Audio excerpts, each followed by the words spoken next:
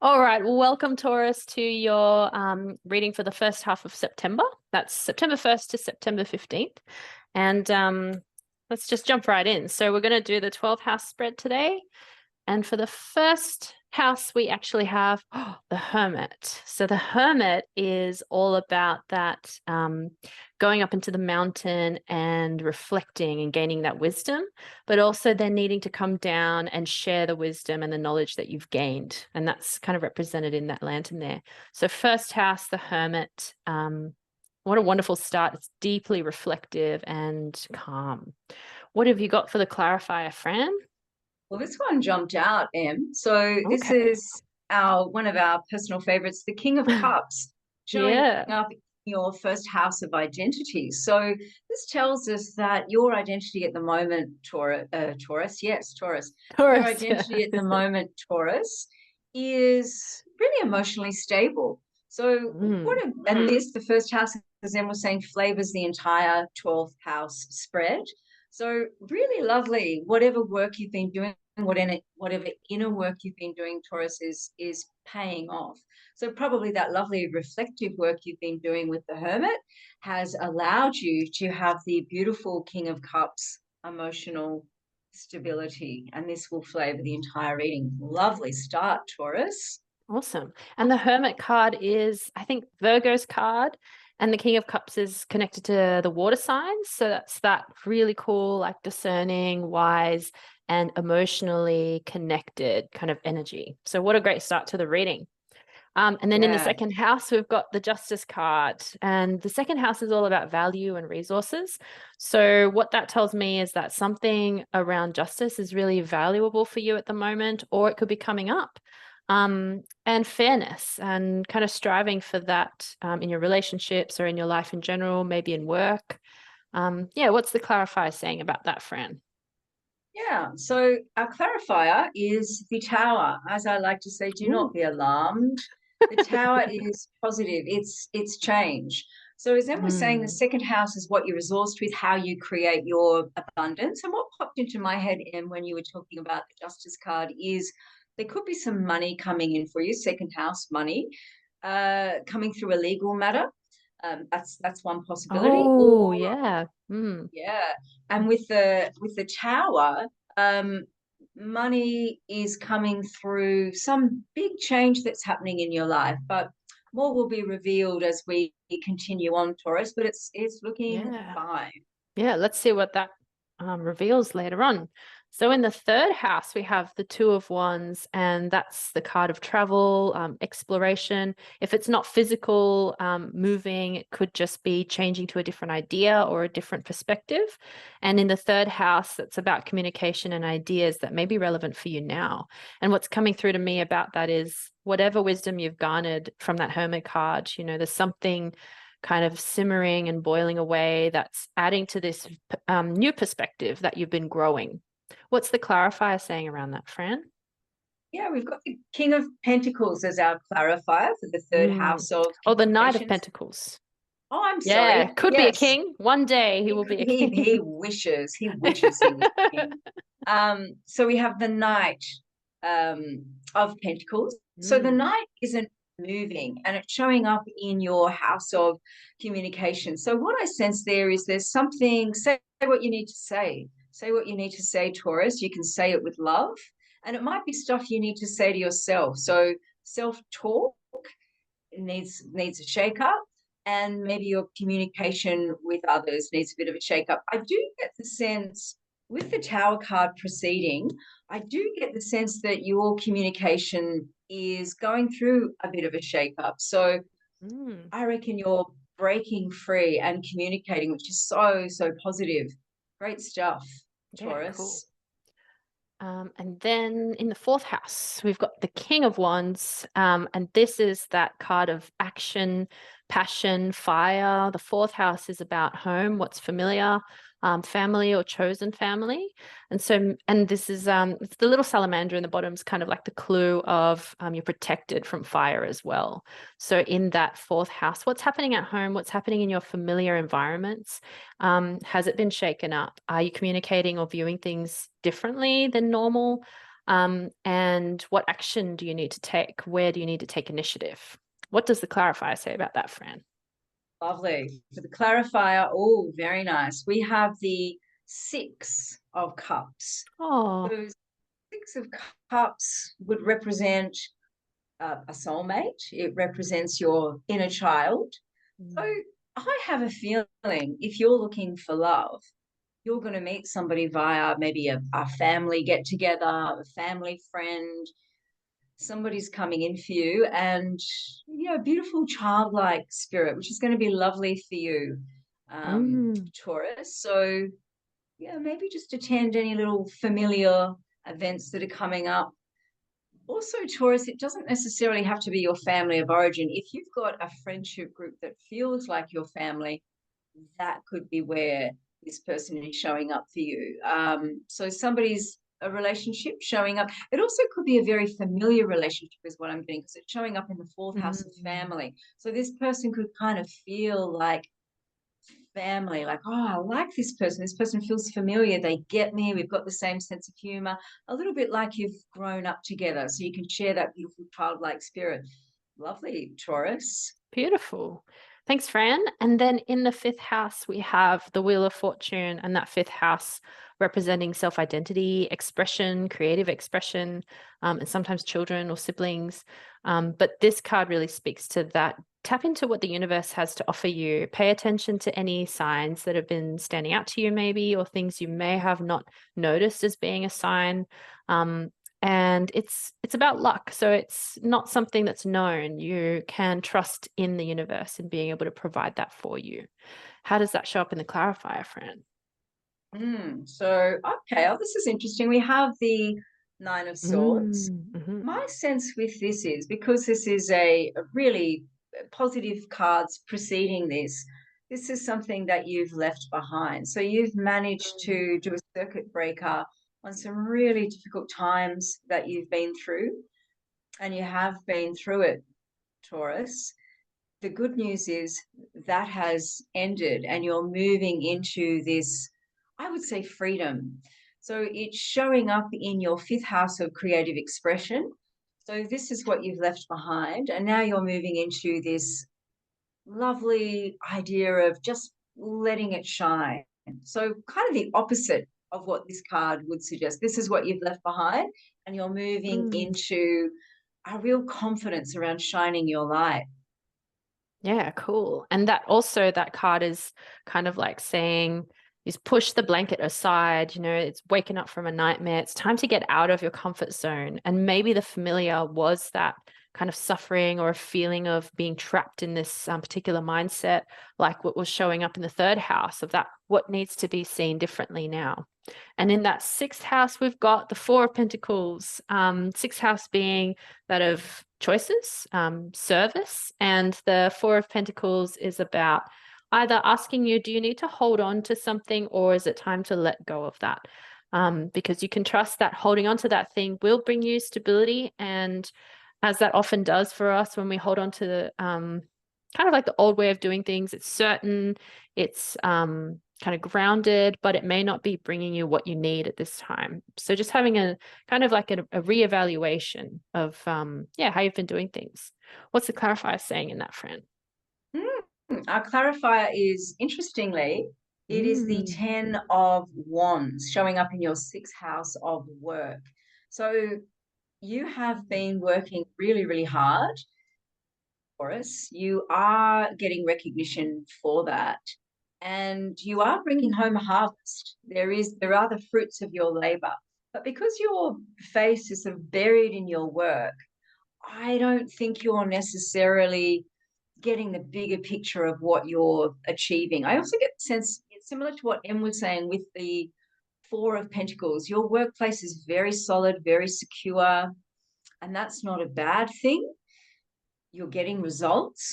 This is somebody really bringing it home, literally mm. and figuratively. You're bringing home rewards, but is it rewarding you? So just a question. If it is, fantastic. If not, let's see what's to follow. Yeah, I like that. Cool. And so that was the 6th house. Now in the 7th house, we've got the Knight of Swords. Someone coming in pretty fast for you. Either that someone is external to you, or it's something in yourself where you're kind of rushing into something to do with partnerships. 7th house is partnerships, relationships. It could be relationship to self. And just depends which way. So the Knight of Swords is kind of rushing into the right side, I think. Yeah, it's coming in on the right side. So it's moving towards something, not moving away from. What is it that it could be moving towards? Is someone moving towards you or moving towards a project or an idea? I'm kind of getting a sense that there may be a project. I don't know why that's coming to me, but something to do with project in your relationships. What's the clarifier saying, Fran? Really interesting. We've got Oh, the Seven of Cups. So the Seven of Cups is walking away from what no longer serves you. And this feels just like such a different energy to that knight who's in, has such a sense of urgency. He's, he or she, they really whoever. coming at you. Whoever is coming at you in your relationship house. So there's a sense of urgency, somebody coming at you. And then we have you walking away from what no longer serves you. So the sense I get putting that all together is I don't think you're playing to somebody else's agenda anymore. I think you're marching to the beat of your own drum now, Taurus, in relationships. So somebody can rush in with an agenda, with all the urgency in the world, but if it doesn't serve you, you will walk away. So I'm getting a sense of real freedom and autonomy in your relationships. Beautiful. Great. Thank you, Fran. And then in the 8th house, we have the 4 of Cups, 8th house being that of transformation. And it's what's coming to me is that there is an idea coming out of the blue that feels like it's more of the same, but it might be different this time. So you've been trying something multiple times in the past and it hasn't really been successful, but now something new is coming out of the clouds and it may feel like it's a repeat, but actually it's going to be totally different. So paying attention to that, how can this new idea or this new opportunity bring about the transformation that you're looking for in your life, Taurus? Over to you, Fran, with the clarifier. Interestingly, we have the Hanged Man. Oh, I'm hanging him the yeah. right way. That's Hanged man, yeah. Yeah, the Hanged Man. So in the 8th house, as Em was saying, transformation, deep intimacy, shared resources. I get the sense, as you were talking, Em, I get the sense that there's a collaboration. If you're not already embarking on a collaboration, there's one coming in. And this state of suspension or new perspective and expansion that the Hanged Man brings in, I think the collaboration around shared resources in the 8th house is going to be really lucrative for you. So there's new perspective coming in here, and perhaps just a state of surrendering to the bigger picture. I get the sense that you're relinquishing the control that you might normally bring to something, and that's serving you really well, Taurus. Lovely, really freeing you up. Cool. Yeah, thanks, Fran. All right, so that was the 8th house, and now in the 9th house, we've got the 7 of Wands. 9th house is about higher thinking, philosophy, ideals, and the 7 of Wands is really about holding a boundary. I guess what's coming to me is, what are some ways that you've been thinking, trying to access that higher part of yourself and the way you reflect, that you're kind of fighting off in terms of other people's opinions, maybe the way other people's energy or their thoughts are impacting you in a way that kind of feels a little bit invasive. And you're trying to protect your privacy a little bit. I wonder if that's coming through in your relationships or maybe even at work. How is that clarified, Fran? Yeah, so for the clarifier, we have the 7 of Swords. So the 7 of Swords showing up in the 9th house, ruled by Jupiter. So expansion, adventures, expanding your mind, expanding your thinking, expanding your horizons. It suggests that you're using strategy to serve you into expanding into a different version of yourself. So as Em was saying, that might mean being a little bit protective around these are my thoughts and I'll have them if I want to. And if you don't agree, that's a matter for you. Thank you very much. So a really nice balance of expansion and guarding your boundaries. So that guarding of your boundaries is going to enable your expansion. So Yeah. expanding into all things positive. You're Mm. really lovely. Travel, yeah, really expanding into anything. Jupiter, ninth house, expansion into anything that I would say is your deepest desire here, Taurus. Mm. Mm-hmm. Cool. Yep. And then coming up in the 10th house, ooh, a repeating card. So we've got the Hanged Man again.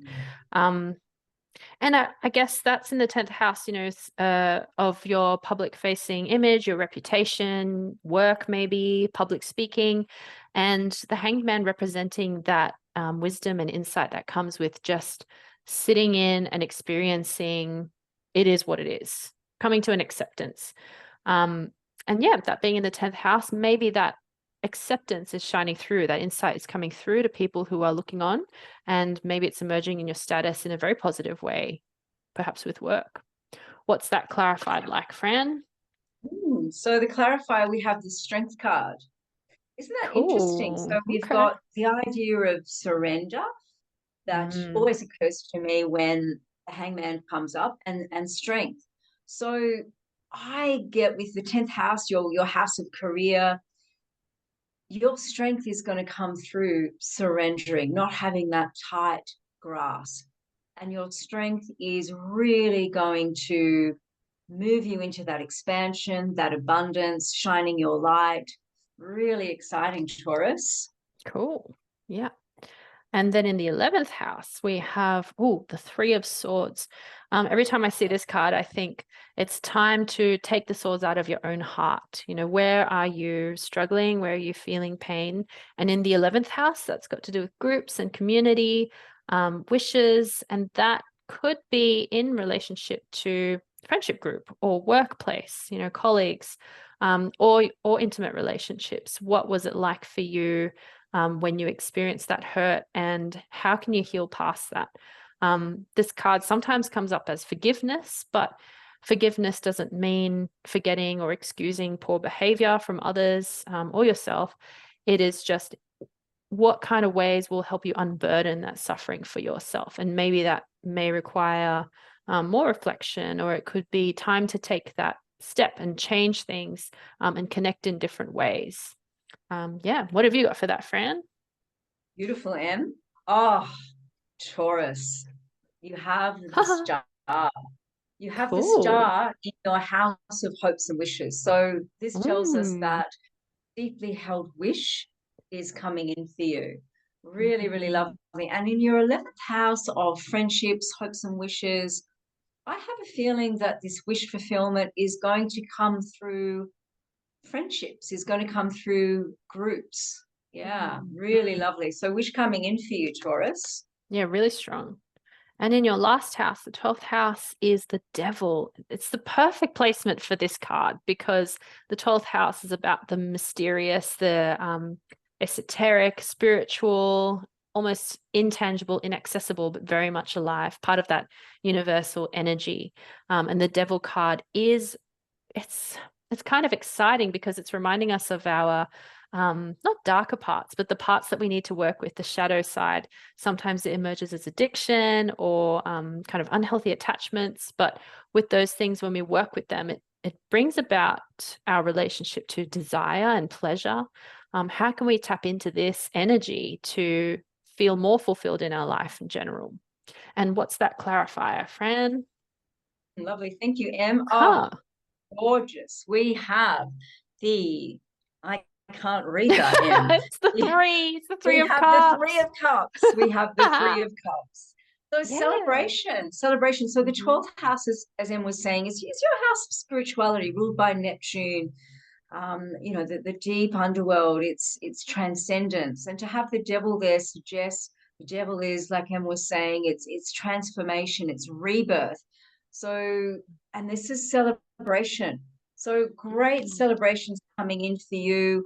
I would tap into your spirituality, whatever that means for you, affirmations, meditation, walks in nature, because that's going to tie all of these hopes and wishes together for you. And your first card of manifestation and your last card of the devil in your house of spirituality and the 3 of cups in your house of spirituality would suggest that delving a little deeper into your spirituality is going to enable that manifestation, I would say 100-fold. This is such an exciting reading, Yeah, Taurus. yeah, I totally agree. Thanks for watching with us, Taurus. And that's the first half of September. We'll see you in a fortnight.